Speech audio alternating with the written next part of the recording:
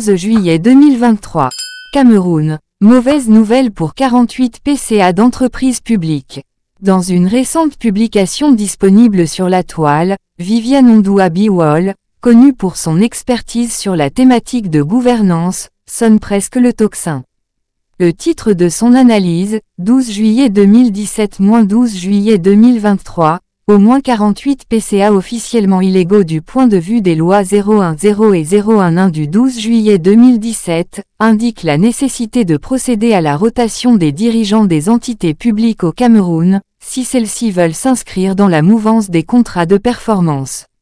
Une réflexion adossée au texte, notamment à la loi numéro 2017-011 du 12 juillet 2017 portant statut général des entreprises publiques, qui consacre la limitation du mandat, à savoir 9 ans au maximum pour les directeurs généraux, DG, et directeurs généraux adjoints, DGA, et 6 ans au trop pour les présidents des conseils d'administration, PCA, et membres desdits conseils.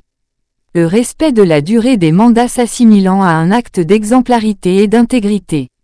L'expert observe d'emblée que, le principe de la non-rétroactivité de la loi avait servi d'argument pour justifier le maintien à leur poste de nombreux PCA, qui battaient déjà, pour certains, des records de longévité, à l'occasion de la promulgation par le président de la République des lois 010 et 011 du 12 juillet 2017, limitant à 6 ans au plus leur bail. La nouvelle loi imposait en effet que les mandats cumulés soient de 3 ans x 2, sans possible extension. Il s'agit d'un regard constructif pour épargner les entreprises et établissements publics visés de la routine et de la léthargie. Les lois qu'elles a revisitées ont suscité des débats quant à leur rétroactivité ou non.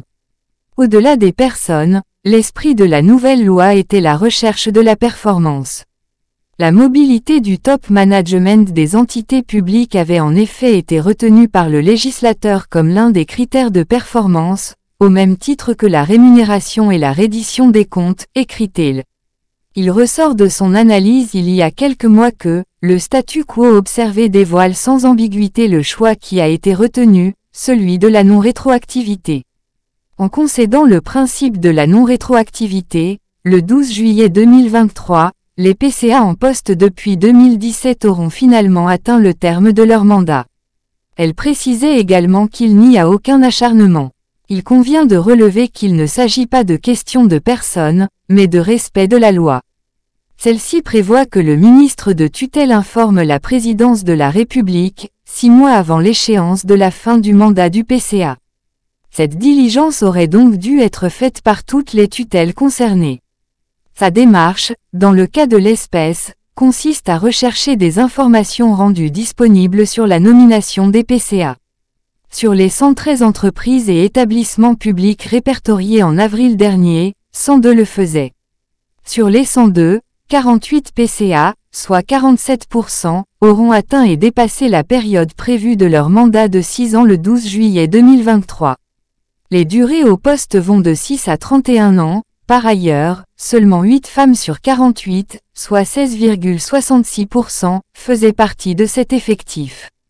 Dans le viseur au 12 juillet 2023, elle dresse la liste des 48 PCA, sans les citer nommément: Office national du cacao et du café, ONCC, 31 ans, Agence de régulation de l'électricité, depuis 23 ans, Agence d'électrification rurale, R, 23 ans, Crédit foncier du Cameroun, CFC, 18 ans, Bureau central des recensements et des études de population, BUCREP, etc.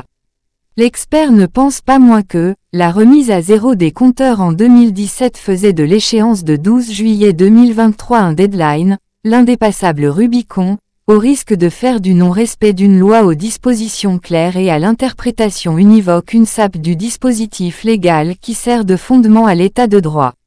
Tout en regrettant à cette violation générale de la loi, s'ajoute, à l'échelle individuelle des personnalités concernées, des périls individuels puisque, en tout état de cause, le président du conseil d'administration, dont le mandat est échu ne peut pas convoquer une session dudit conseil, au risque de nullité. À moins que nous ne soyons dans une situation où l'État choisit délibérément de légiférer sans gouverner, pour reprendre une expression de professeur Amanleka Essomba dans l'ouvrage Loi sur les établissements et entreprises publiques au Cameroun. Comment ne pas reconnaître que ce phénomène de longévité est dommageable, comme elle le disait, déjà pour au moins 4 raisons. Le non-respect des lois et décrets est une violation flagrante de l'état de droit et un acte de délinquance administrative préjudiciable à l'ordre républicain. L'enracinement des dirigeants n'est pas toujours propice à la performance des entreprises.